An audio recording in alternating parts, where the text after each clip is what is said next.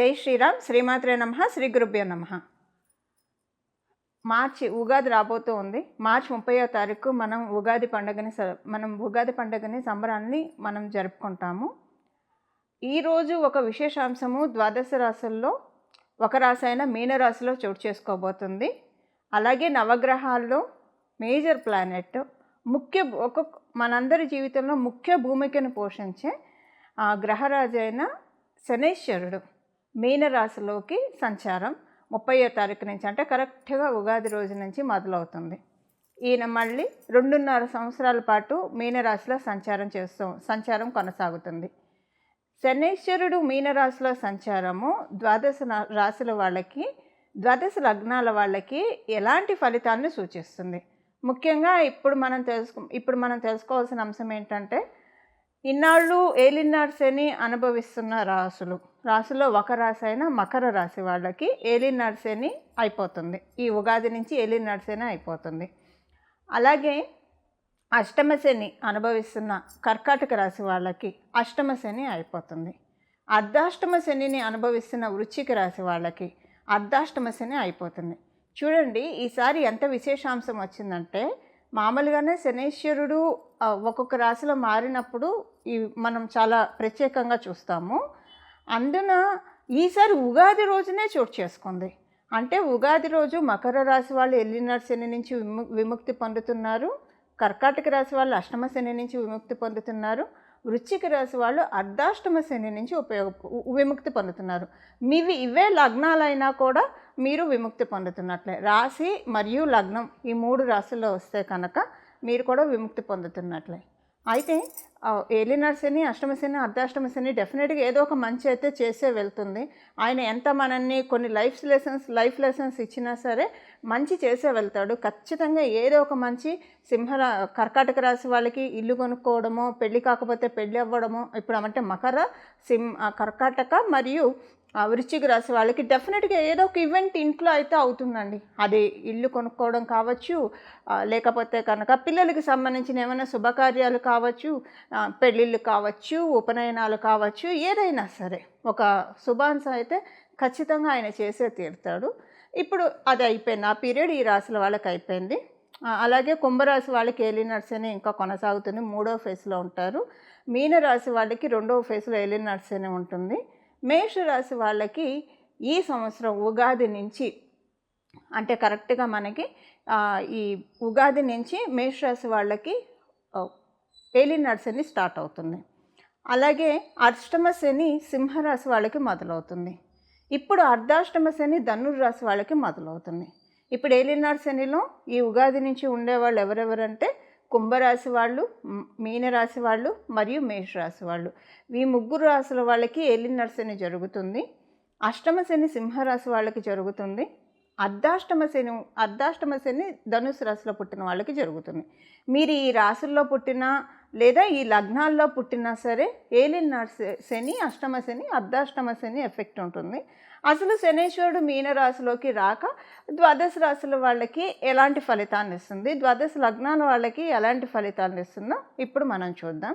ఇందులో most benefited రాశి మనం మీనరాశిలోకి శనైశ్వరుడు అడుగు పెడుతున్నాడంటే 2.5 సంవత్సరాల పాటు ఇక్కడ ఉంటారు. 2.5 సంవత్సరాల పాటు మీనరాశిలో శనైశ్వరుడు సంచారము మోస్ట్ బెనిఫిటెడ్ రాశులు వచ్చేసేసి అందులో ఒకటి వృషభ రాశి. మీరు వృషభ లగ్నంలో పుట్టిన శనైశ్వరుడు ముందే మీకు పరిపూర్తి రాజయోగాన్ని ఇస్తాడు. అందులో ఆయన ఇప్పుడు లాభస్థానంలో సంచారం చేస్తున్నారు.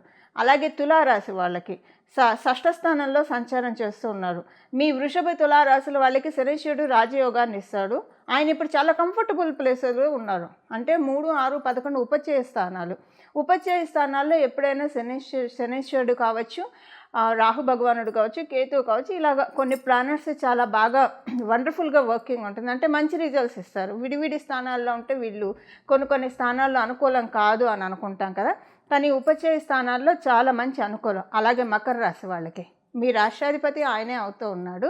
మీకు మీ రాశి నుంచి ఉపచయ స్థానంలో అంటే 3వ స్థానంలో ఆయన సంచారము.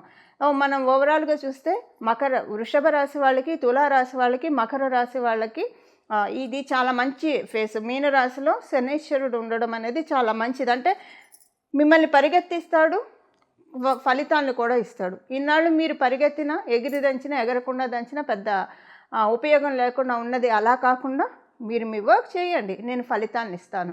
ఎప్పుడు ఫలితాలు మనం ఏం చేయకుండా ఫలితాలను మటుకు శనీశ్వరుడు కూడా అలా కొన్నిసార్లు ఆయన ఇస్తాడు. మన జన్మజాతకంలో కొన్ని కాంబినేషన్స్ ఉంటాయి. మనకి స్మార్ట్ వర్క్తో మనీ వచ్చేది ఉంటుంది. బట్ ఇప్పుడు మీకేంటంటే కొంచెం ఈజీగా పనులన్నీ అవుతూ ఉంటాయి అన్నమాట. ఇదివరకు చాలా కాలం లాగైనవి ఇప్పుడు తొందరగా అయిపోతాయి. ఇదొకటి ఈ 3 రాసుల వాళ్ళకి. మరి మిగతా రాసుల వాళ్ళ సంగతి ఏంటి అంటే మిగతా రాసుల వాళ్ళకి ఈ ఉగాది మొదలుకొని వచ్చే ఉగాది వరకు కర్కాటక రాశి వాళ్ళకి శనీశ్వరుడి సంచారము నవమ స్థానంలో జరుగుతుంది. ఇది చాలా మంచిది. అంటే మనం చంద్రస్థానం నుంచి చంద్రస్థానం చూసుకుంటే ఆ రోజు చంద్రుడు నవమ స్థానంలో ఉంటాడు. మనకి ఉగాది రోజు కరెక్ట్గా చంద్రుడు నవమ స్థానంలో ఉంటున్నాడు. సో నవమ స్థానంలో చంద్రుడు ఉండగా ఏలినాటి శని జరుగుతూ ఉందంటే చాలా మంచిది. అది అంటే మనకి ఒకటి 1 to 9 యాక్సిస్లో పడింది కాబట్టి ఈ సంవత్సరము మీకు చాలా బాగుంటుంది. శనీశ్వరుడు చెడు రిజల్ట్స్ అయితే ఇవ్వడు. అలాగే వృశ్చిక రాశి వాళ్ళకి కూడా పంచమ స్థానంలో జరుగుతుంది. చంద్రభగవానుడు పంచమ స్థానంలో ఉండడం వల్ల ఈ ఇయర్ మీకు కూడా బాగుంటుంది. అంటే ఈ ఇయర్ వరకు నేను చెప్తున్నా, మొత్తం ఏలినాటి శని మొత్తం చెప్పట్లేదు. ఇప్పుడు మకర రాశి వాళ్ళకి, తులారాశి వాళ్ళకి, వృషభ రాశి వాళ్ళకి మొత్తం ఏలినాటి శని అంతా సూపర్ వెళ్తుంది. మళ్ళీ మీ జన్మజాతకాన్ని అనుసరించి మీ జన్మజాతకం చాలా సపోర్టింగ్ ఉంటే ఇంకా అసలు చూసుకొని అక్కడ చాలా బాగుంటుంది. ఒకవేళ మీ జన్మజాతకం సపోర్టింగ్గా లేకపోతే ఏలినాటి శనితో చాలా సేఫ్ గార్డ్ అవుతారు. అయితే ఈ సంవత్సరం వరకు ఈ ఉగాది మొదలుకొని నెక్స్ట్ ఉగాది వరకు కూడా కర్కాటక రాశి వాళ్ళకి నవమ స్థానంలో శని సంచారం అనుకూలం. ఎందుకంటే మీ రాష్ట్రాధిపతి అయిన చంద్రభగవానుడు కూడా అక్కడే ఉన్నాడు. 1 to 9 యాక్సెస్ పడింది కాబట్టి. అలాగే వృశ్చిక రాశి వాళ్ళకి ఇది కూడా చాలా మంచి సంచారము. ఇప్పుడు మనము శనీశ్వరుడు ఏ రాశుల వాళ్ళకి ఎలాంటి ఫలితాలు ఇస్తారు, దీని నుంచి అసలు ఏమన్నా జాగ్రత్తలు సూచిస్తున్నాడా, ఈ విషయాలన్నీ మనం ఇప్పుడు ఒకసారి చూద్దాం. అసలు శనీశ్వరుడు అంటే చాలా భయపడుతూ ఉంటారు అందరూ. కానీ మనకి ప్రతి ప్లానెట్ కూడా మన మీద ఏం పగపట్టవు. అసలు వాళ్ళ తత్వం మనం తెలుసుకుంటే కనుక వాళ్ళల్లో ఉన్న బ్యూటిఫుల్ రిజల్ట్స్ని మనం తీసుకోవచ్చు. అంటే ఆ గ్రహ దేవతల్లో ఉన్న ఆశీస్సుల్ని మనం అందుకోవచ్చు. ఇందులో ఒక బ్యూటిఫుల్ క్వాలిటీ శనీశ్వరుడికి సంబంధించి ఇప్పుడు మనం తెలుసుకుందాము. ఏదన్నా గ్రహం మనకి ఏదన్నా ఇస్తే అది ఒక్కొక్కసారి మన జన్మజాతకము సపోర్ట్ చేస్తే కొంతకాలం వరకు ఉంటుంది. కొంతకాలం తర్వాత అది ఎక్స్పైర్ అయిపోతూ ఉంటుంది, లేదా కొంత కొనసాగవచ్చు. కానీ శనీశ్వరుడు ఎప్పుడైనా ఒకసారి వరాన్ని అనుగ్రహించినా, లేదా ఆయన ఒకవేళ మనకి శిక్షణ ఇచ్చినా అది చాలా కాలం ఉంటుంది. ఎందుకంటే ఆయన ఇవ్వడం కూడా నెమ్మదిగా ఇస్తాడు, దీర్ఘకాలికంగా ఇస్తాడు. మీకు ఉదాహరణకి చెప్తే శనీశ్వరుడు ఏదైనా రోగాన్ని ఇచ్చాడంటే అది ఇంకా ఒక పట్టాన తగ్గనివే. అంటే శనీశ్వరుడు ఇచ్చే రోగాలు అంటే ఆయనే రోగాలను ఇస్తారని కాదు. ఇప్పుడు షుగర్ ఇలాంటివి అయితే వేరే వేరే గ్రహాలు ఇస్తాయి మనకి. అంటే నేను మీకు అర్థం కావడానికి చెప్తున్నాను. ఏదైనా ఒక రోగం, ఇప్పుడు షుగర్ ఇలాంటివి వస్తే వాటిని మనం కంట్రోల్ చేసుకోవడమే కానివ్వండి, దానికి మనకి తగ్గడం అనేది ఉండదు. జస్ట్ కంట్రోల్లో ఉంచుకోవడం వరకే మన చేతిలో ఉంటుంది. షుగర్ కావచ్చు, బీపీ కావచ్చు. అంటే ఇవి ఇప్పుడు శనీశ్వరుడు ఇస్తాడని కాదు, జస్ట్ అది మనకి వేరే వేరే గ్రహాలు ఇచ్చినా నేను మీకు అర్థం కావడానికి ఎగ్జాంపుల్గా చెప్తున్నాను. సో ఇలాగా మనకి ఏదైనా ఒక రోగం వస్తే చాలా కాలం అలా ఉన్నట్టు, ఎవరికైనా రోగం వస్తే ఇలాంటివి వస్తే కనుక చాలా కాలం ఉన్నట్లు, శనీశ్వరుడు ఇచ్చే యోగము అసలు అవయోగమైనా సరే యోగమైనా చాలా ఎక్కువ కాలం ఇస్తాడు. ఆయన ఇవ్వడంలో పీనాస్థానం చూపించడు, అది దండించడంలో అయినా పీనాస్థానం నిష్పక్షపాతంగా నిష్కర్షగా దండించేస్తాడు ఆయన. అలాగే ఆయన వరాలు ఇవ్వాలనుకున్నా సరే చక్కగా ఇస్తాడు ఆయన. అంటే చాలా కాలం మన దగ్గర ఉండిపోతుంది. ఇప్పుడు శనీశ్వరుడు ఎవరికైనా చాట్లో బాగా ఉంటే డెఫినెట్గా వాళ్ళకి గవర్నమెంట్లో మంచి పొజిషను, లేదా పాలిటిక్స్లో మంచి పొజిషన్ ఇలాంటివి ఆయన ఇస్తాడు. అది కూడా దీర్ఘకాలికంగా ఏదైనా వ్యవస్థలో ఎవరైనా కొనసాగుతూ ఉన్నారు అంటే కనుక ఖచ్చితంగా వాళ్ళకి వాళ్ళ వెనక శనీశ్వరుడు బ్లెస్సింగ్స్ ఉంటేనే అలా కొనసాగుతారు. ఇలా శనీశ్వరుడు యొక్క బ్యూటీ కూడా మనం తెలుసుకోవాలి. కొంతమంది తరతరాలకి ఆస్తులు ఇస్తూ ఉంటారు. శనీశ్వరుడు బలం మరియు రాహుకేతువుల బలం ఉంటే కనుక వీళ్ళ తర్వాత తరం వాళ్ళు కూడా అనుభవించేంత ఇచ్చేంత అర్హుల్ని మనల్ని చేస్తారు. సో శనీశ్వరుడు యొక్క ఆశీస్సులను అందుకోవడానికి ఆయన గురురాశి అయిన మీనరాశి, అలాగే ఈ మీనరాశి మనం భగవంతుడి పాదం అని కూడా చెప్తాం. విష్ణుమూర్తి పాదము, అమ్మవారి పాదము, వెంకటేశ్వర స్వామి పాదము, రుద్రుని పాదము. ఈ మీనరాశి అంటేనే పాదాన్ని సూచిస్తుంది. ఎవరి పాదాన్ని? మన పాదాన్ని కాదు, పరమాత్మ యొక్క పాదాన్ని. ఇప్పుడు కనుక మనం చాలా గట్టిగా పరమాత్ముడి యొక్క పాదాన్ని పట్టుకుంటే ఎప్పుడు అసలు అంటే ఈ లౌకికమైన విషయాలు మనం ఎంతవరకు ఉండాలో అంతవరకే ఉంటూ ప్రాపంచిక విషయాల్లో మన పాత్ర ఎంతవరకో, మన కర్తవ్యం ఎంతవరకో అంతవరకే ఉంటూ, ఇక మిగతా సమయాల్లో అనవసరమైన చిట్‌చాట్లు వీటిలకి వెళ్ళకుండా, మన జీవితాన్ని కనుక మన పనులు మనం చేసుకుంటూ, భగవంతుడి ఆరాధనలో మనం మనసుని నిష్కల్మషంగా నిలిపితే కనుక చూడండి, ఈ 2½ ఇయర్స్‌లో శనీశ్వరుడు డెఫినెట్‌గా జాడించి మంచి రిజల్ట్స్ ఇస్తాడు. ఖచ్చితంగా ఇచ్చే తీరుతాడు. కర్మకారకుడు. ఇప్పుడు మనం చేసే కర్మలన్నీ కూడా మనల్ని బ్యాలెన్స్ చేసే టైం. అంటే వ్యయ స్థానం 12వ స్థానం.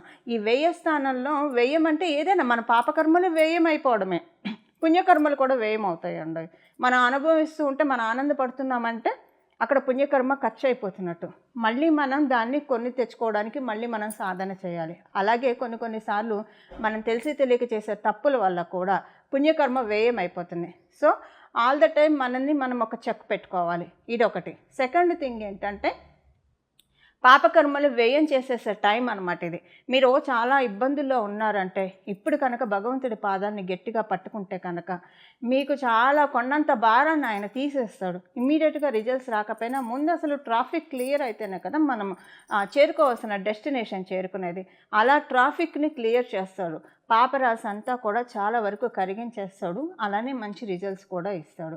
వ్యయ స్థానాల్లో శనీశ్వరుడు కర్మకారకుడు కాబట్టి కర్మలన్నీ లెక్కించే దాత కాబట్టి ఇక్కడ మన ఈ 2½ సంవత్సరాలు మనం ఎంత చక్కటి సత్కర్మలు చేస్తే అంతటి చక్కటి సత్ఫలితాలను ఆయన ఇస్తాడు. ఇది మనకి ప్లస్ అవుతుంది, ఆడెడ్ అడ్వాంటేజ్ అవుతుంది.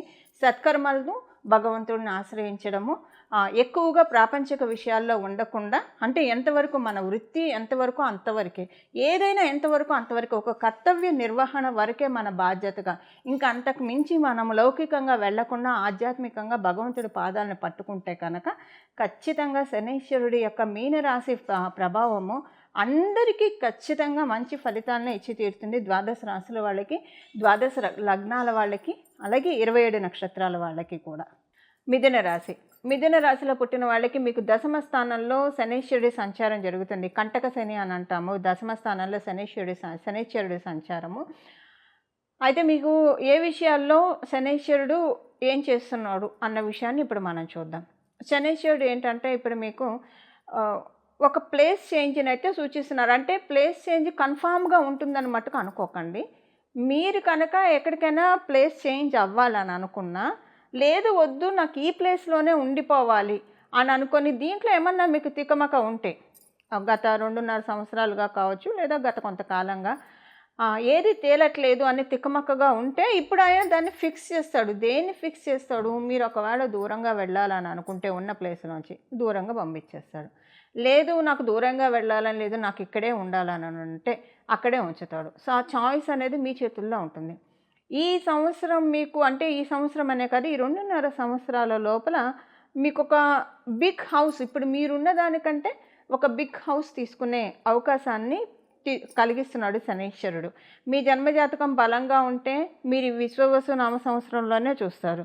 ఒకవేళ మీ జన్మజాతకం అంతా ఇప్పుడు బలంగా లేకపోతే వచ్చే సంవత్సరం, లేదా ఏలినాడు శని, మీనరాశిలో శనీశ్వరుడు సంచారం అయ్యే లోపల ఈ 2½ సంవత్సరాల లోపల ఖచ్చితంగా చూసే తీరుతారు.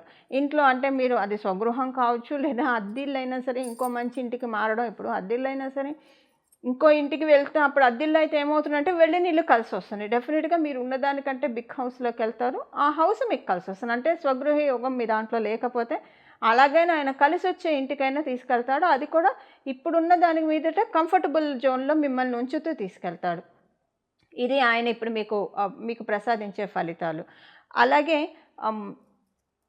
మీ జీవిత భాగస్వామి విషయంలో, వారి ఆరోగ్య విషయంలో కొంత జాగ్రత్తలు అవసరము. మీకు మీ జీవిత భాగస్వామికి కొంత మనస్పర్ధలు రావడానికి అవకాశం ఉంది. మనస్పర్ధలు కావచ్చు, మీ జీవిత భాగస్వామి ఆరోగ్యానికి ఇబ్బందులు కలిగే అవకాశం ఉంది. ఈ విషయంలో కొంచెం జాగ్రత్తలు తీసుకోవాలి. మనస్పర్ధలు అయితే మీ చేతుల్లో ఉంటుంది, రానియకుండా చూసుకోవాలి. కొంత అవేంటంటే చిన్నవే చిలికి గాని వానలు అవుతాయి. అసలు దీనికి ఎందుకు ఇంత పెద్దదైంది, ఇంత ఎగ్జాలరేట్ ఎందుకైంది అని అనుకుంటారు. అలాగే మీరు బిజినెస్ చేసేవాళ్ళైనా, వ్యాపారస్తులైనా సరే చాలా జాగ్రత్తగా ఉండాలి. ఇప్పుడు వ్యాపారస్తులకి ఎలా ఉంటుందంటే కొంత మీకు చాలా అవకాశాలు వచ్చినట్లే వచ్చి వెనక్కి వెళ్ళిపోయే అవకాశం ఉంది. అంటే కొంతమంది చెప్పుడు మాటలు వినడం వల్ల కావచ్చు, లేదా ఏదైనా కారణాల వల్ల కొంత వ్యాపారస్తులకి కొంత హర్ట్ అవుతారు. సో, దీనికి మనకి దేనికి కంగారు పడక్కర్లే. ఒకవేళ మీ జన్మజాతకం బాగా సహకరిస్తే. ఒకవేళ అది వెళ్ళినా మీ మంచికే అని అనుకుంటారు. డెఫినిట్‌గా హమ్మయ్య! పోన్లే అది పోవడం మంచిదే అయింది. ఇంకొకటొస్తుందని అనుకుంటారు.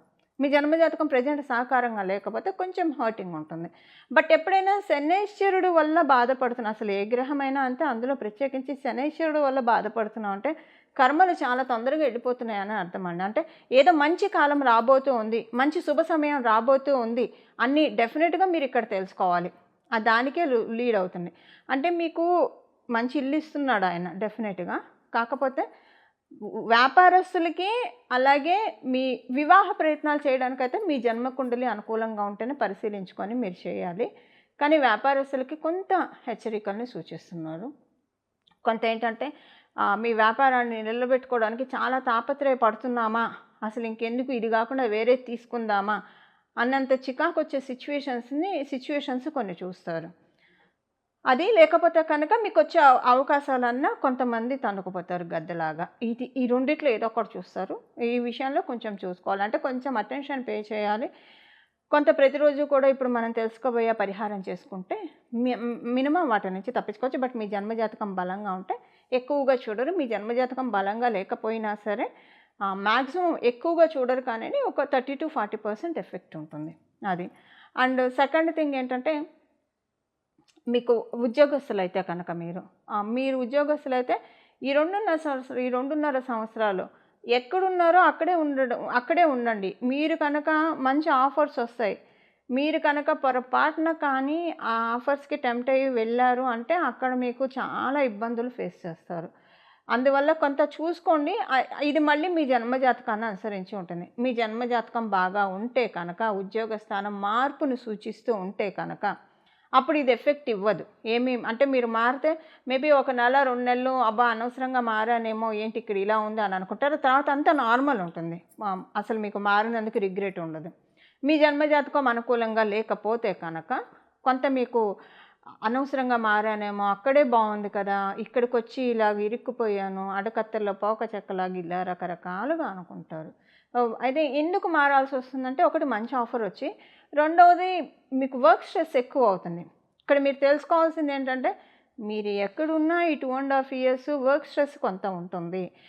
బాగా కానీ మరి అలా వర్క్ స్ట్రెస్ ఇస్తేనే కదా ఆయన మీకు మంచి యోగాన్ని ఇచ్చేది.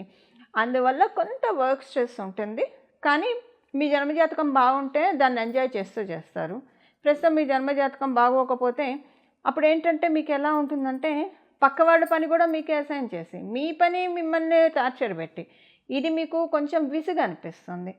బట్ కొంత ఉద్యోగస్తులు సంయమనం పాటించడము, అలాగే సహనం పాటిస్తే కనుక అసలు మీకు సూపర్బ్ ఉంటుంది ఉద్యోగస్తులందరికీ కూడా. ఎందుకంటే ఒక ప్లానెట్ ఒక ఎనర్జీని మనకి ఇస్తూ ఉంటే దాన్ని మనం రివర్స్ స్ట్రాటజీలో కనుక, అంటే దానికి రివర్స్ స్ట్రాటజీ అంటే కొంత సంయమనం పాటించడం, సహనం పాటించడం. ఏదైనా 4 రోజులు సర్దుకుంటే సర్దుకుపోయే పరిస్థితులే కాబట్టి అన్నీ అవే సర్దుకుంటాయి ఆటోమేటిక్గా. కానీ శనైశ్వరుడు వెళ్తూ మీకు మంచి ఉద్యోగ యోగాన్ని ఇచ్చి వెళ్తాడు. ఒక మంచి సింహాసనాన్ని ఇచ్చి వెళ్తాడు ఖచ్చితంగా. అదొకటి మీరు రాసి పెట్టుకోవాలి. మిథున రాశిలో పుట్టిన వాళ్ళు, మిథున లగ్నంలో పుట్టిన వాళ్ళు ఇది అప్లికేబిలిటీ ఉంటుంది. కాకపోతే అది ఇవ్వాలంటే ఇప్పుడు మనం ఒక ఉద్యోగానికి వెళ్ళామంటే ఇంటర్వ్యూ చేసి తీసుకుంటారు కదా, ఇంటర్వ్యూ చేసి సెలెక్ట్ చేస్తారు కదా. వాళ్ళు అసలు మనం ఫిట్టా కాదా అని ఎన్నో రౌండ్స్ ఇంటర్వ్యూలు ఉంటాయి కొన్ని కంపెనీస్లో అయితే. ఇప్పుడు ఇంకో కొన్ని మంచి పొజిషన్ ఐఏఎస్, ఐపీఎస్ అయితే వాళ్ళు అసలు ఎన్ని రౌండ్స్ ఆఫ్ ఇంటర్వ్యూలు చాలా ఉంటాయి. వాళ్ళకి అసలు సెలక్షన్ ప్రాసెస్సే డిఫరెంట్గా ఉంటుంది. సో అంటే ఎందుకు అంత మంచి పొజిషన్‌కి ఇవ్వాలంటే అవన్నీ ఉంటాయి. ఇప్పుడు ఇదంతా ఎందుకు చెప్తున్నానంటే, మీకొచ్చే ఈ స్ట్రెస్ ఎందుకుంటుంది? ఆయన ఇంటర్వ్యూ చేస్తున్నాడు మిమ్మల్ని. ఆయన మిమ్మల్ని పరిశీలిస్తున్నాడు. మీలో ఉన్న క్వాలిటీస్‌ని చూస్తున్నాడు. ఎందుకంటే ఇప్పుడు ఆయన పని ఏంటి? ఉద్యోగస్తుల విషయంలో మంచి సీట్ ఇప్పించడం, మంచి సింహాసనం ఇప్పించడం. ఎందుకంటే మీకు నవమాధిపతి కూడా అయ్యాడు కాబట్టి ఆయన మంచి అదృష్టాన్ని ఉద్యోగస్తులకి ఖచ్చితంగా ఇప్పించే తీరుతాడు ఆయన. కాకపోతే దానికోసం మీ వంతుగా మీరు చేయాల్సింది ఏంటంటే, సహనం పాటించడం, సంయమనం పాటించడం. ఈ 2 కీ టు సక్సెస్ మీకు. ఇది మట్టుకు మర్చిపోకండి. ఎట్టి పరిస్థితుల్లో మీ సహనాన్ని కోల్పోకండి, సంయమనాన్ని కోల్పోకండి. ఖచ్చితంగా అంటే యాక్చువల్‌గానే మిథున రాశిలో పుట్టిన వాళ్ళు బాగా తెలివిగల వాళ్ళు ఉంటారు. సో, ఎక్కడ ఎలా వ్యవహరించాలో తెలిసి ఉంటుంది. బట్ ఈ క్వాలిటీని ఇంకా మీరు అడాప్ట్ చేసుకుంటే కనుక సూపర్బ్ ఉంటుంది ఈ ట్రాన్సిట్. చూశారు కదండి, ఈ శనీశ్వరుడి సంచారము ద్వాదశ రాశుల వాళ్ళకి అలాగే ద్వాదశ లగ్నాల వాళ్ళకి ఎలాంటి ఫలితాన్ని ఇస్తుందో ఇప్పుడు చేసుకోవాల్సిన పరిహారం చూద్దాము. శనీశ్వరుడు మీనరాశిలో ఉండగా చేసుకోవాల్సిన పరిహారం ద్వాదశ రాశుల వాళ్ళకి వీరభద్రస్వామి వారి ఆరాధన. వీరభద్రస్వామి వారి దండకం చదువుకోవడం కావచ్చు, వీరభద్రస్వామి వారి అష్టోత్తరం చదువుకోవడం కావచ్చు, లేదా నేను ఒక నామాన్ని చెప్తాను, ఈ నామాన్ని బాగా స్మరించడం వల్ల కాలభైరవ స్వామి వారిని కానివ్వండి, వీరభద్రస్వామి వారి ఆరాధన కానివ్వండి, చాలా చక్కటి సత్ఫలితాలను వస్తుంది. మీన రాశి అంటేనే మనకి సహజ కాలపురుషుడు కుండలిలోంచి 12వ స్థానం, వ్యయస్థానం. మన రాత్రిపూట మన నిద్ర సౌఖ్యం ఎలా ఉంటుందని సూచించే రాశి మనకి కాలపురుషుడు కుండలిలో నుంచి మీనరాశి. అలాగే ఎవరి రాశుల ప్రకారం వాళ్ళకి 12వ స్థానం సూచిస్తుంది. బట్ ఇది అందరికీ అప్లికేబుల్ అయ్యే రాశి కాబట్టి మీరు చూడండి, కాశీకి క్షేత్రపాలకులు వారాహి అమ్మవారు అలాగే కాలభైరవ స్వామి వారు కూడా కాశీ క్షేత్రాన్ని పరిరక్షిస్తూ ఉంటారు. మీరు శ్రీశైలం వెళ్తే శ్రీశైలంలో అక్కడ వీరభద్రస్వామి ఆలయం ఒకటి ఉంటుంది. అంటే మొత్తం ఓపెన్గా ఉంటుంది, అంటే ఓపెన్ కార్ లాగా ఓపెన్గా ఉంటుంది, చుట్టూ 4 గోడలు ఉంటే అక్కడ ఉంటారు. అంటే కొన్ని క్షేత్రాల్లో క్షేత్రపాలకులు ఉంటారు. ఎందుకు ఉంటారు? రాత్రిపూట ప్రత్యేకించి ఉగ్రదేవి దేవతలు రాత్రిపూట ఆ క్షేత్రాన్ని కాపాడుతూ ఉంటారు, సంచారం చేస్తూ కాపాడుతూ ఉంటారు. శనీశ్వరుడు మీనరాశిలోకి వెళ్ళడం అంటే, మీనరాశి అంటేనే మనకి సహజ కాలపురుషుడు కుండలిలో నుంచి రాత్రిని సూచిస్తుంది, నిద్రాస్థానాన్ని కూడా సూచిస్తుంది. కాబట్టి అంటే ఇంకా చాలా ఉంటాయి, వన్ ఆఫ్ ద ఇది అది. సో ఈ సమయంలో కనుక మనము వీరభద్ర స్వామి వారిని కానీ లేదా కాలభైరవ స్వామి వారి ఆరాధన కానీ చేయడము, అలాగే కుక్కలకి వీలైతే ఆహారం పెడుతూ ఉండడము, ఇవి చేయడం వల్ల చాలా చక్కటి ఫలితాలు వస్తాయి. ఏలినాటి శని కావచ్చు, అష్టమ శని కావచ్చు, అర్ధాష్టమ శని కావచ్చు, శనీశ్వరుడు ఎవరిలో అయినా చూసేది ప్యూరిటీని మాత్రమే. మనం కనుక మన ప్యూరిటీని మనం మెయింటైన్ చేస్తూ ఉంటే ఏ గ్రహ దేవతలు మనల్ని బాధించలేవు. అంటే ప్యూరిటీ అంటే ఎప్పుడూ కూడా నిష్కల్మషమైన మనసుతోటి, మంచి ఆలోచనలతోటి, సానుకూల దృక్పథంతో, సచ్చింతనతోటి మనల్ని మనం పెట్టుకుంటూ ఉంటే కనుక అప్పుడు గ్రహదేవతలన్నీ కూడా వాటి బ్లెస్సింగ్స్ని మనకి ఇవ్వడం ప్రారంభిస్తాయి. అందులో మనకి శనీశ్వరుడు అయితే ఇంకా ఎక్కువగా, ఇప్పుడు మనకి అన్ని గ్రహాలు ఇచ్చే దీవెనను ఒక ఎత్తు అయితే శనీశ్వరుడు ఇచ్చే దీవెనను మటుకు ఖచ్చితంగా అన్నిటికంటే మించి అనే చెప్పాలి. చూడండి, ఆయన ఏది ఇచ్చినా సరే ఇప్పుడు మనం చేసుకోవాల్సిన పరిహారం చూద్దాము. వీరభద్రస్వామి దండకం కావచ్చు, వీరభద్రస్వామి అష్టోత్తరము, మీ ఇంటి దగ్గర ఏమైనా వీరభద్రస్వామి వారి ఆలయాలు ఉంటే అక్కడికి వెళ్ళడం. కొంతమంది వీరభద్రస్వామి వారి పీఠాలు పెట్టుకుంటారు, పీఠాలకు వెళ్ళి దర్శించి రావడము. ఒకవేళ ఇవేవి లేవు అంటే ఇప్పుడు నేను చెప్పబోయే నామము కాలభైరవ స్వామి అయితే మనకి శివాలయాల్లో కనిపిస్తూ ఉంటారు. సో కాలభైరవ స్వామి వారిని తరచూ దర్శనం చేసుకుంటూ రావడము, కాలభైరవ స్వామి వారి ఆరాధన ఇది చేసుకుంటే కనుక మనకి మీనరాశిలో ఉన్న శనీశ్వరుడు చాలా చక్కటి ఫలితాన్ని ఇస్తారు. ఇప్పుడు వీరభద్ర స్వామి వారికి సంబంధించిన ఒక నామము మనం ఒకటి తెలుసుకుందాము. అలాగే భద్రకాళి అమ్మవారి ఆరాధన కూడా శనీశ్వరుడు చక్కటి ఫలితాన్ని ఇవ్వడానికి చక్కగా తోడ్పాటుగా ఉంటుంది. ఇప్పుడు మనం వీరభద్ర స్వామి వారికి సంబంధించిన ఒక నామాన్ని తెలుసుకుందాము. ఇది మీరు ఎప్పుడైనా సర్వకాల సర్వావస్థలో నామం కాబట్టి జపించుకోవచ్చు. మీకు వీలు కుదిరినప్పుడల్లా ఏ పనిలో ఉన్నా మనసులో ఈ నామాన్ని జపించుకోవడం వల్ల చాలా చక్కటి ఫలితాలు వస్తాయి. మీ జన్మ జాతకంలో ప్రతికూలతలు ఆయన ఏమన్నా ఇస్తుంటే వాటిని తొలగించి అనుకూల ఫలితాలని మనందరికీ కూడా అందజేస్తారు. ఈ నామం వచ్చేసేసి భద్రకాళి పాహిమాం వీరభద్ర రక్షమాం. భద్రకాళి పాహిమాం వీరభద్ర రక్షమాం. భద్రకాళి పాహిమాం వీరభద్ర రక్షమాం.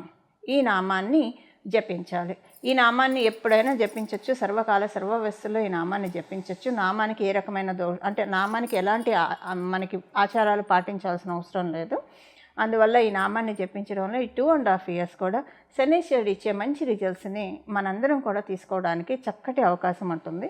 అలా మనందరం కూడా నవగ్రహ దేవతల ఆశీస్సులు తీసుకొని మన జీవితం అంతా శుభాంశాలతోటి అనుకూలంగా సాగాలని చెప్పి మనందరి తరఫున నేను కూడా ప్రార్థిస్తూ మంగళం. నమో భగవతే వాసుదేవాయ.